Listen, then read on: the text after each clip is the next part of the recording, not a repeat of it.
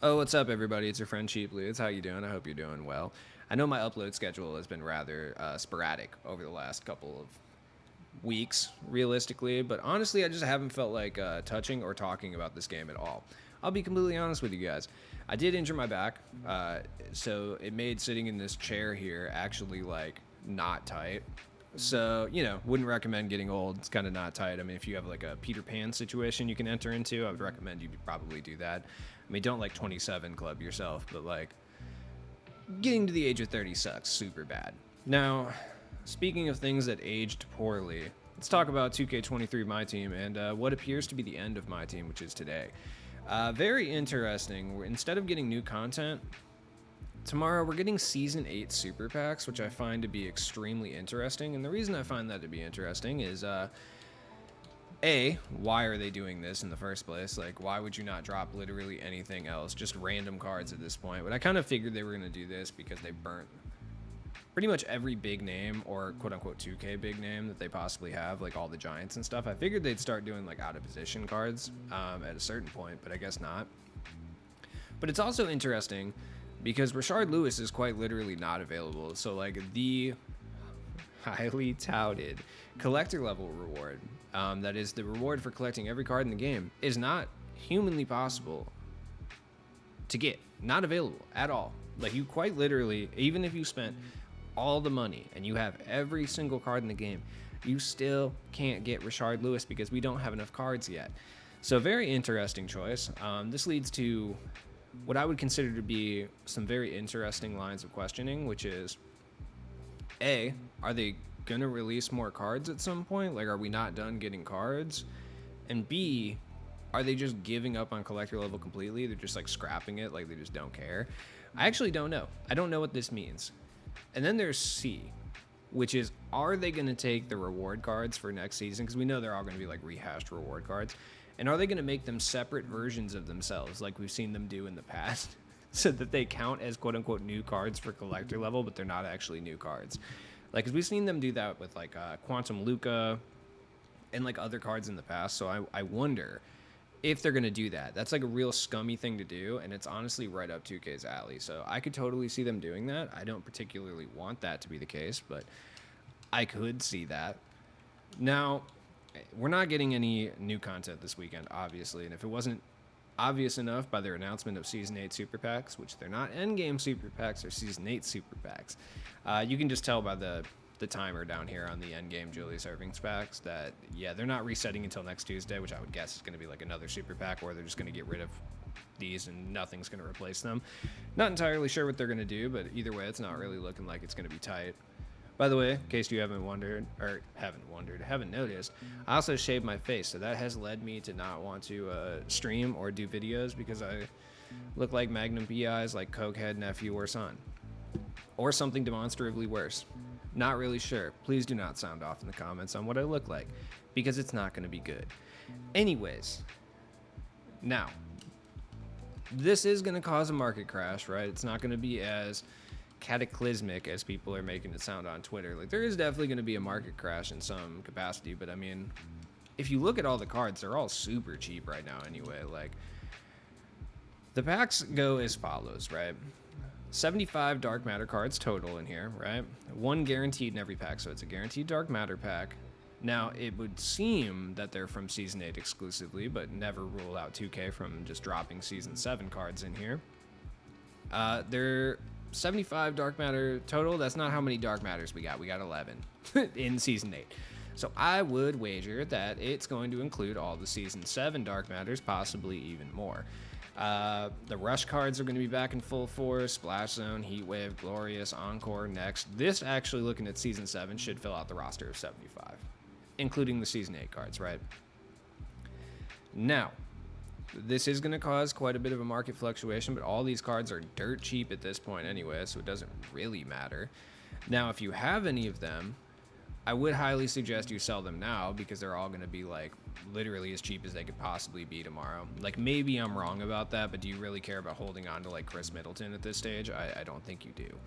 So if you have them, sell them now while they're still even just a smidgen of value. Like Big Blake's still like 24K for some reason. Not really sure why. If you're wondering why there was a jump cut right there, I had to do some IT work for literal my job. So my bad. Peruse your collection though, because you might have a bunch of dudes from season 7 that might be worth just a tiny bit more MT than you realize they are worth, and for that you should sell them. Now, I'm not saying you're going to get the big bucks out here, but I mean, if you can get, like, I'm selling Big Blake for 22. If you can get 22 for Big Blake, that's huge. Especially if they're worth, like, XP. There's actually some value there. So, I mean, if you can get, like, 10K for Paul Pierce, he's going to be, like, 5,000 MT tomorrow. Allen Iverson, you can get, like, 10K. Exactly. Like, you got to do it. Ralph Sampson, if you still got a little bit of MT you can squeeze out of Ralph Sampson, you should do it. Same with, like, Klay Thompson. There's a lot of Klay Thompsons up. Actually, might not be worth your time there. But just, like, if you have any of these guys that are still going for anything in particular, sell them while you got a chance. What's Karl Malone going for? 8,000 MT, worth more than he should be worth. Let's go. Selling him. Scotty Barnes, what are you going for? 7,000 MT, worth it. I'll sell it. I'm going to sell pretty much all of the cards that I have, or at least majority of them. Just to make some MT realistically. Like, I don't really care about Ray Allen. I'll take 13K for him. It doesn't particularly matter to me. Now, I could be very wrong about this, but just the language that they've used in the lead up to this, over 75 Dark Matters, there's not 75 that have come out literally in Season 8, so I would assume that means that there's going to be Season 7 and possibly even earlier cards in the mix. So I'm going to sell them. Worst case scenario, I have to go buy them back or whatever. It doesn't particularly matter to me. I don't really care about this game at all anymore. So just something to think about, you know, even if you are going for collector level, which you shouldn't be, but even if you are, you can still go back and just like pick those cards back up, and they're probably going to be cheaper than they were today, so it doesn't really matter. But here's the thing. You shouldn't be spending money on VC with the game literally a month away, the new game, 2K24. Yeah, we all know about it. Right? It's literally right on the horizon, so you shouldn't be giving them any money. Nothing to encourage this type of behavior that they've been perpetuating over the past, like, season. Right? But even if you were going to give them money, you should not give them money by opening packs. Why they're even dropping the super packs is beyond me, because you can quite literally buy any of the cards that have come out, granted for a very steep markup, but you can just buy them at any time. So there's really no reason. They're going to try to entice you with the, hey, if you buy a 20-pack box, man, you get a guaranteed invincible or endgame topper. But when you really think about it, you're like, hey, wait, that's the same price that I would pay. Possibly more, actually, because usually it's like $225. How much is this? Yeah, $225. Right? Great. That's great. I didn't realize you got an invincible or endgame player guaranteed with the Season 7 super packs. I don't particularly care about that, but, you know, that's there, I guess. I don't actually think that's true, though. I think that's just, like, the language that they're putting in the packs tomorrow. But anyways, it's really pointless because it's over $50, and you're just kind of gambling for the chance at one of these cards where, like, if you're really going to spend that money, go spend it and just buy the card you want, right? I don't think that's particularly great either way. Like I said, you should not be giving them money, but if you're going to give them money in a way where you actually get rewarded with something that could potentially help you in any way, shape, or form, right? Now, really, there's nothing to play for in this game. Season 9, it's just going to be a rehash season, like unlimited, clutch time online, triple threat, etc. Limited even. All that stuff's just going to be like rehashed cards from either this season or season prior. So it's just going to be endgames and invincibles that we already have in the market. We've seen them do this 2 years in a row, so we know what to expect from them, right? But at the same time, it's better than spending money on them. So just, if there's a card that you really want, just wait, because it's probably going to be a reward. Are you going to have to grind for it? Yes. But, like, is that not better than spending actual real-world money on cards that are going to, like, I guess not disappear in a month, but you're never going to use them again? Like, how many times have I went back and played 2K22?